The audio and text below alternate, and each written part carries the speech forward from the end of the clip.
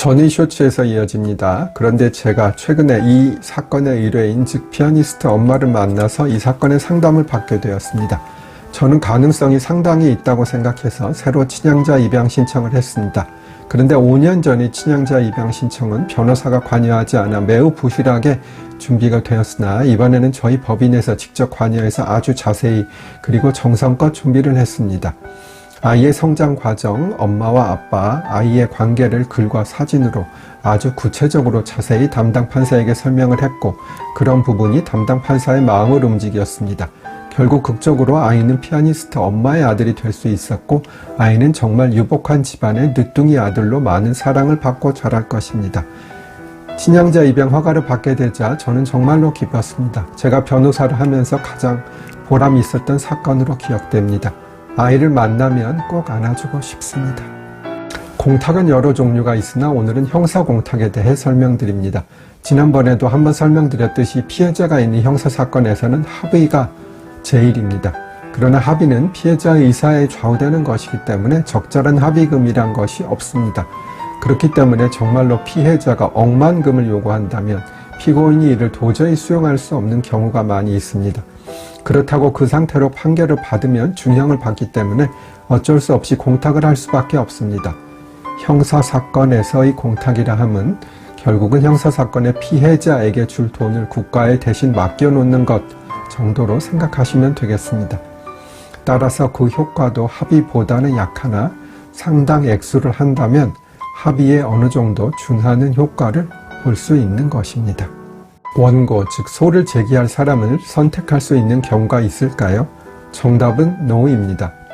즉 보통은 특정인, 즉 권리를 가지고 있는 일인, 즉 한 사람만이 원고가 될 수 있습니다. 예를 들어 돈을 빌려준 사람이 원고가 되는 것이겠지요. 그러나 그렇지 않은 경우도 있습니다.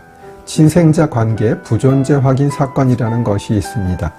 A는 B와 C의 자식으로 가족관계 등록부에 되어 있으나 사실은 B의 자식은 아니었습니다. 그렇다면 A와 B 간에는 친생자 관계가 존재하지 아니한다는 판결을 받아야 합니다. B가 살아있다면 당연히 A가 B를 상대로 소송을 제기하면 됩니다. 그러나 B가 이미 사망했다면 A가 검사를 상대로 소송을 제기해야 하나 이것은 기간의 제한이 있습니다. 다음 쇼츠로 오세요. 전 쇼츠에서 이어집니다. 즉 B가 사망한 지 오래되었다면 결국은 소송을 제기할 수 없게 됩니다. 그러나 이 경우 만약 A의 자식 D가 있다면 D가 원고가 되어 A를 피고로 하여 A와 망, B 간의 친생자 관계가 부존재하며 확인을 구하는 소송을 제기하면 됩니다. 어떻게 보면 아주 지엽적인 문제라고 볼 수도 있지만 이런 방법으로 해결할 수 있는 사안이 자주 있습니다. 이런 것은 주로 친생자 관계 소송에서 문제가 되는 것인데 제가 가정법원에서 단독 판사를 할 때 친생자 관계 사건을 많이 해봤고 법원에서 바이블로 불리는 가사, 실무 제요를 집필할 때 이혼, 친생자 등 가장 문제가 많은 부분을 담당했기 때문에 이 부분에 대한 이론은 누구보다도 많이 알고 있다고 자부할 수가 있습니다. 가끔 법원 앞에서 1인 시위를 하면서 판사들을 비난하는 사람들이 있습니다. 과연 그게 도움이 될까요? 정답은 NO입니다. 그 내용을 보면 판사들이 재판부, 실명까지 거론하면서 어떠한 부당한 재판을 하고 있다고 적시하고 있는 것이 보통입니다. 그리고 법원 문 앞에서 판사들이 출퇴근 시간에 누구나 볼 수 있도록 하고 있습니다. 판사들도 사람인데 자신의 실명을 거론하면서 원색적으로 비난하는 사건 당사자로 봤을 때 그 불쾌함은 이루 말할 수 없을 것입니다.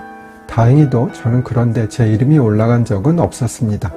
다만 제가 판사를 하는 동안 저를 상대로 손해배상 청구 소송을 제기한 사건 당사자는 한 명인가 있었던 것으로 기억합니다. 당연히 그 소송은 제가 이겼고요.